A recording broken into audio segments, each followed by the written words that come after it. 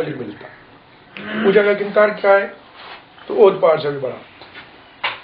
اور جو دفن تک جاتا ہے تدفین تک تو اس کو 2 قنطار ملتا. یہ بات کسی نے جا کے حضرت ابن عمر کو بتائی. اب بزرگ صحابی ہے حضرت ابن عمر، رسول اللہ صلی اللہ علیہ وسلم کے بعد بہت عرصہ زندہ رہے، حضرت معاویہ کے دور تک زندہ رہے، حضرت حسین کے واقعے کے موجود تھے.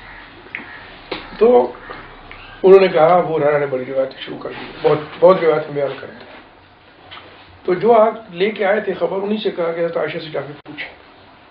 وہ حضرت عائشہ کے پاس گئے، انہوں نے کہا بالکل صحیح کہا ہے، ابو ہریرہ رسول اللہ صلی اللہ علیہ وسلم نے فرمایا تھا کہ 2 قنطار. تو حضرت ابن عمر نے کہا کہ ہم نے بے خبری میں کتنے قنطار ضائع کر دیے.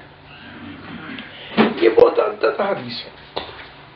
بات یہ ہے کہ رسول اللہ صلی اللہ علیہ وسلم نے فرمایا، اور بہت سے صحابہ مستقل اصحاب صفہ تو سارے اسی میں لگے رہے، سارے سب کو ہر بات صحیح وقت پہ ہر موقع پہ پہنچ جائے ایسا نہیں ہوا، ہو بھی نہیں سکتا تھا. اب بھی شاید ممکن نہ ہو، جبکہ وسائل بہت ہیں، مواصلات کے ذرائع بہت ہیں، محفوظ رکھنے کے ذرائع بہت ہیں، ریکارڈ ہو سکتے ہیں، پھر بھی ہر ایک کو ساری انفارمیشن پہنچ جائے اس طرح سے. تو جہاں جہاں صحابہ گئے بنیادی چیزوں پہ سب مشترک ہے. دیکھیں نا، نماز کے اوقات تقریباً ظہر آگے پیچھے ہو گئے تھوڑے سے توجیہ کے حساب سے، تو ورنہ 5 نمازیں ہیں، نماز کی رکعتیں بتائیے ہیں. یہ چھوٹے چھوٹے اعمال ہیں کہ جن کے بارے میں کچھ کو انفارمیشن ہوئی، کچھ کو نہیں. حضرت امام حنیفہ رحمۃ اللہ علیہ کا سب سے بڑا کمال یہ ہے کہ کوفہ کی تاریخ آپ دیکھیں. کوفہ ایک بدامنی سے بھرا ہوا فتنوں کا مرکز تھا. حضرت عثمان کی شہادت پہ کوفہ کے چھاونی سے لوگ آئے، بصرہ بھی اور دمشق بھی، کوفہ بھی شہید تھے. پھر حضرت عثمان کو شہید کرنے کے بعد کوفہ زیادہ تھا، آگے بڑے کوفے والے تھے، حضرت علی کو وہاں لے گئے، وہاں چلے گئے. حضرت علی کے ساتھ جو کیا آپ کو معلوم ہے. پھر حضرت علی کے ساتھیوں میں سے ان کے خلاف بغاوت ہو گئی، وہ خوارج بن گئے. وہ وہی ہوا کوفے میں سب سے خوارج کا سب سے بڑا مرکز وہی تھا. اس کے بعد حضرت حسین کو بلا لیا، پھر ان کے ساتھ جو سلوک کیا وہ آپ کے سامنے. اس کے بعد پھر مختار ثقفی وہاں نکل آئے، ان لوگوں میں سے جنہوں نے حضرت حسین کو شہید کیا تھا. انہوں نے کہا جی توبہ کرو، ہم توابین ہیں، ہم نے بہت بڑا جرم کیا ہے، اب ہم توابین ہیں، توبہ کر رہے ہو. وہ توابین بن گئے. اور اس نے پھر اس فتنے کو اس حد تک آگے کیا کہ وہ کہتا تھا کہ مجھ پہ الہام ہوتا ہے، وہی ہوتی ہے. اور حضرت ابن عباس سے کسی نے آگے کہا کہ جناب وہ یہ کہتا ہے کہ اس پہ وہی ہوتی ہے، تو فرمایا وہ سچ کہتا ہے. قرآن میں ہے نا کہ ان الشیاطین لیوحون الی اولیاءہم، کہ شیطان جو ہے وہ اپنے دوستوں کی طرف وہی کرتے ہیں. تو صحیح کہہ رہا ہے، شیطان کرتا ہے. اب ایک شہر اتنا بڑا مرکز ہے فتنوں کا، وہاں کے چند جو اہل علم ہیں ان کے لیے 2 طریقے تھے. ایک تو یہ ہے کہ پہلے وہ سارے عالم اسلام کا سفر کریں، ہر جگہ جہاں جہاں صحابہ کے مراکز ہیں، شام بھی جائیں اور حجاز بھی جائیں اور مصر بھی جائیں اور یمن بھی جائیں اور تمام ان علاقوں میں سفر کریں اور حدیث اکٹھی کریں. ہر کوئی یہ کام نہیں کر سکتا. کچھ لوگوں نے یہ کیا، کچھ لوگوں نے یہ کیا، ہر کوئی نہیں کر سکتا. امام حنیفہ رحمۃ اللہ علیہ کا سب سے بڑا کمال یہ تھا کہ وہ جہاں سینے سے قرآن پر ایمان جو ہے، فاحش پہ ایمان، اس میں بھی فتنہ تھا. جو بنیادی ضوابط ہیں دین کے ارکان، ان پہ بھی فتنہ تھا. تو انہوں نے وہیں ہیلڈ دی فورٹ، وہیں بیٹھے رہے ابو حنیفہ رحمۃ اللہ علیہ، اور جو معلومات کامن موجود تھی ان کو استعمال کر کے فتویٰ دیا. ان کے بعد ان کے صاحبین آ گئے، وہاں پہ ان کے اور اصحاب ہیں، امام ابو یوسف ہیں، امام محمد ہیں، امام ظفر ہیں. ان حضرات نے اسی سلسلے کو جاری رکھا. ان کا کمال یہ ہے کہ اس فتنے بڑے شہر میں ڈٹے رہے. یہاں سے بھی لوگ گئے دوسرے علاقوں میں احادیث کو اکٹھا کرنے کے لیے، انہوں نے کی بھی صحیح. اب وہ واپس آئے تو انہوں نے جب مزید احادیث سامنے آئی، ان کا ذخیرہ سامنے آیا صحیح ذرائع سے، تو پھر امام حنیفہ رحمۃ اللہ علیہ کے ان شاگردوں نے اپنے مسائل میں تبدیلیاں شروع کر دی.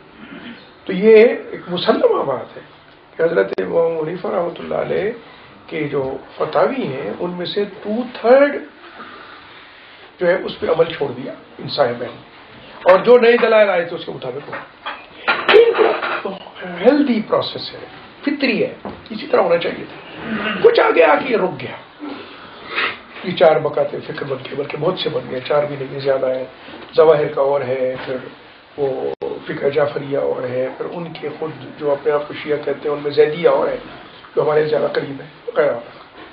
تو یہ فطری طور پہ تھا۔ ایک جگہ جو لوگ رہتے ہیں ان کی سوچ کی وجہ سے آگے نتائج بھی مختلف ہوتے ہیں، فرق ہوتا ہے۔ اب دیکھیں نا کہ ایک اسکول آف تھاٹ ہر تہذیب مانتی ہے، اسکولز آف تھاٹ کو ہر تہذیب مانتی ہے۔ یہ اسکول آف تھاٹ ہمارا لفظ بھی نہیں، ایک ہی چیز کے بارے میں ممکن ہے کہ کیمبرج کے اساتذہ کا نتیجہ کچھ اور ہو اور آکسفورڈ کو کچھ اور ہو۔ تو یہ اسی طرح تھا، اسی طرح رہنا چاہیے تھا۔ اور جوں اب دیکھیے امام شافعی آئے، وہ امام مالک کے شاگرد تھے، وہ آئے ادھر بغداد، تو حضرت امام محمد سے ان کا علمی مناقشہ ہوئی۔ امام محمد سے بہت عرصہ ہے، کئی مہینے رہے وہاں امام شافعی، دورہ کرتے رہے، وہ حدیث بھی اکٹھی کرتے۔ وہ آئے حجاز سے آئے، پھر وہ خود رسول اللہ صلی اللہ علیہ وسلم کے خاندان سے بنو ہاشم میں سے تھے وہ امام شافعی کا۔ یہاں سے بغداد بھی، کوفہ بھی گئے، بغداد بھی گئے، بغداد سے شام گئے، پھر مصر چلے گئے اور وہیں آرام سے وہیں رہے، وہیں مدفون ہوئے۔ تو جب بغداد آئے اور امام محمد سے بات ہوئی، حضرت امام حنیفہ رحمۃ اللہ علیہ کے شاگرد سے، تو امام محمد کو ضرورت محسوس ہوئی اس بات کی کہ واقعی یہ بڑی مناسب بات ہوگی کہ مجھے بھی جانا چاہیے امام مالک کے پاس اور ان سے بھی کچھ سیکھنا چاہیے، جو روایات ان کے پاس ہے اور جو نتائج انہوں نے نکالے ان کی اسٹڈی کرنی چاہیے۔ تو امام محمد جو سب سے بڑے شاگرد ہیں حضرت امام حنیفہ رحمۃ اللہ علیہ کے، 2 میں سے ایک امام ابو یوسف اور امام محمد، تو امام محمد نے اپنا 10 بند کیا اور 1 سال کے لیے مدینہ پہنچ گئے، امام مالک کے شاگرد ہوئے۔ انہی کی کتاب موطا انہوں نے بھی روایت کی جو موطا محمد کے نام سے، اور بڑی خوبصورت بات انہوں نے لکھی ہے۔ یہ اختلاف ہے، جو تھوڑا سا ہے تمام کو، مقداروں میں اختلاف۔ مثال کے طور پر صدقہ فطر کتنا ہے، فطرانہ کتنا، اس پہ اختلاف۔ تو وہ وہاں گئے تو وہاں عید الفطر آ گئی۔ اب انہوں نے سوچا کہ میں فطرانہ ادا کروں، تو جو کوفے میں عراق کے علاقے میں جو سا ربج تھا، تو وہ سا انہیں وہاں نہ ملا۔ یہ پتا تھا کہ مدینے کا سا مختلف ہے، ہمارا مختلف ہے، وہ سمجھتے تھے ہم ٹھیک ہے، مدینے کا سا جو ہے وہ چھوٹا ہے، 3 چٹان کے۔ تو انہوں نے پھر اس پہ شروع کر دی انکوائری کہ کہیں سے سا مل جائے، جس سے منگوایا وہی تھا۔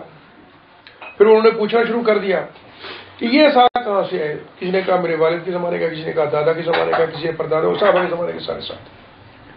تو انہوں نے کہا بھائی میں مان گیا ہوں، سا جس میں اللہ کے رسول نے جس کا حکم دیا اور جس کے ذریعے سے صدقہ فطر ادا کیا وہ بدلنے والا ہے۔ بات سمجھ جو یہ چلنا چاہیے تھا۔ ہم نے اس کو، یہ ہمارے کم فہم بعض مذہبی رہنماؤں نے صدیوں اور ڈیکیڈز بلکہ اوور سینچریز اس کو خام پلے اپ کیا ہے، ضرورت نہیں تھی اس کی۔ اب آپ جائیں مصر کے اندر جائیں تو آپ کو ایک بالکل صحیح سوسائٹی ملتی ہے اس اعتبار سے۔ ویسے تو خرابیاں بہت موجود ہیں کہ کسی نے اگر امام شافعی کے قول پہ فتویٰ پہ عمل کر لیا تو بھی ٹھیک ہے، امام شافعی کا فتویٰ وہاں چلتا رہا صدیوں تک۔ اس کے بعد جب ترکوں کی حکومت ہو گئی تو انہوں نے فقہ حنفی کو نافذ کر دیا، کسی نے اس پہ عمل کر لیا تو بھی ٹھیک، نہ کسی کی مسجد نہ گیا نہ جھگڑا اس پہ۔ جو ہی یہ بات آ گئی کہ جی میں تو فلاں مکتب فقہ کے مطابق کر رہا ہوں، دوسرے کی بات ختم ہو گئی، کوئی لڑائی۔ اس سے آگے جائیں سارے مالکی، مراکش میں سارے مالکی، میں نائجیریا میں گیا سارے مالکی، سب ہاتھ چھوڑ کے آپ بتاتے تھے۔ امام مالک نے اپنی کتابیں ہاتھ باندھنے کی بات کی، سینے میں ہاتھ باندھنے کی، لیکن وہ جو ان کے کندھے نکل گئے تھے جب انہیں سزا دی گئی تھی تو وہ پھر نہیں باندھ نہیں سکتے، تو اس کے بعد کے شاگردوں نے اسی پہ ڈٹ گئے۔ تو وہاں جا کے سارے مالکی، نائجیریا میں سب مالکی، مراکش میں مالکی، الجزائر میں مالکی۔ وہاں لڑوانے والا شیطان اور اس کے ایجنٹ، انہوں نے پھر لڑائی کے لیے فرقے تو نہیں بن سکتے تھے اس موضوع پہ، اس حوالے سے انہوں نے کیا کیا کہ انہوں نے تصوف کے مختلف طریقوں، آپ یہاں سوچ بھی نہیں سکتے ایک ہی آدمی قادری بھی ہوتا ہے اور نقشبندی بھی ہوتا ہے، ٹھیک ہے، اور جتنے سلسلے ہیں ایک سے زیادہ سلسلوں میں بیعت ہو جاتا ہے. اس کی وفاداری ایک سلسلے کے ساتھ دوسرے کی وفاداری کو کوئی ٹکراؤ نہیں آتا. اس ہے تو بیعت. امام حنیفہ کی بیعت نہیں کرتے ہم، طریقہ تصوف کی بیعت کرتے ہیں، ٹھیک ہے نا.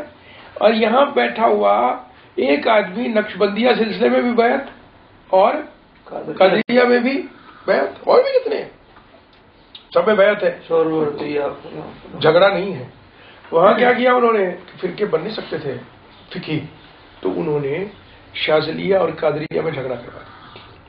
تو اس پہ قتل و غارت ہوتی ہے کہ امام شاذلی بڑے ہیں، امام حافظ جو ہے شیخ عبد القادر جیلانی رحمۃ اللہ علیہ بڑے، اس پہ ہوتی اور جنگیں ہوتی. تو یہ سب شیطان کی کام ہے، ہمیں ضرورت نہیں تھی اس کی. اگر ہندوستان میں ایک سے زیادہ تصوف کے طریقوں کو اپنانے سے کوئی اندر جنگ شروع نہیں ہوتی. تو شاہ ولی اللہ رحمۃ اللہ علیہ نے بیچارے نے یہ کیا نا کہ میاں جو بات بھی دیکھو سب بڑے لوگ ہیں، یہ جن کا فتویٰ بھی دیکھو آپس میں اختلاف ہے، تو جس کا دیکھو کہ حدیث کے قریب ترے وہ مانو، اللہ خیر صلی اللہ، اتنا آسان بات ہے. اسی طرح رکھنا چاہیے. اور میرا خیال ہے کہ اعتراض نہیں کرنا چاہیے. اور یہ انتہا کی بدنصیبی کی بات ہے کہ ان اختلافات کی وجہ سے کسی بھی بڑے کی طرف اعتراض کی انگلی اٹھائے. وہ تو اتنے بڑے لوگ ہیں کہ ہم سب کے محسن ہیں سارے. یہ سارے اجتماعی طور پہ سوچ، فکر، اجتہاد انہوں نے روشنی کی ہے، اور آپ سب اسے منور ہو رہے ہیں. کتنی باتیں ہیں کہ جو آپ دیانتداری سے غور کر کے دیکھتے ہیں تو آپ کو امام مالک کی زیادہ بہتر نظر آتی، اور کتنی ایسی باتیں ہیں جو آپ کو امام حنیفہ کی زیادہ قیاس درست نظر آتی. یہ اس پہ تو کیا ہے اس کو خواہ خواہ اختلاف، اس کو ہم نے اوور پلے کریں، بس یہ خرابی ہے. سر اصل چیز یعنی قیاس دیکھا جائے، نبی صلی اللہ علیہ وسلم، ان کا دور اور صحابہ، ان باتوں پر کبھی اختلاف موجود بحث نہیں کی، اور اختلاف موجود بھی تھا. تو ان کے سامنے ایک مقصد تھا، یہ سرزمین اللہ کی ہے اور یہاں اللہ کا نظام ہونا چاہیے.